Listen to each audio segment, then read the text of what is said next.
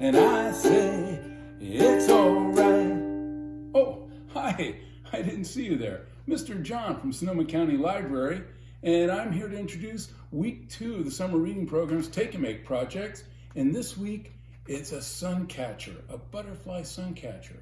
Let me show you. Inside the bag, you'll find the instructions for your butterfly suncatcher. You'll get a butterfly suncatcher and then 3 glitter paint pens to paint the suncatcher with the colors that are available to you. So let's get started. First, I like to spread out a piece of paper on the table.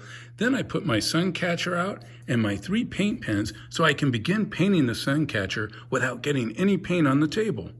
When you go to use the paint pen the first time, there's a cap that you have to remove, and then you'll see the tip. But you need to unscrew the tip and pull out this little teeny cap that's inside the paint pen, and then put your applicator tip back on in order to use the paints. I added my second color, and soon I'll add my third color.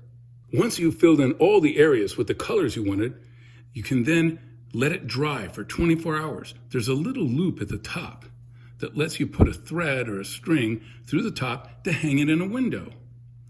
I'll let mine dry overnight, and in the meantime, remember, when you finish your suncatcher project, just go ahead and take a picture of it and post it to Facebook or Instagram with the hashtag SCL Makes. That's it for the suncatcher project. I just need the paint to dry so I can hang it up, but I guess it gives me time to practice my song. Here comes the sun, doo-doo-doo-doo. Here comes the sun, and I say, it's all right. Until next time, when we have another Take and Make project, this is Mr. John from Sonoma County Library.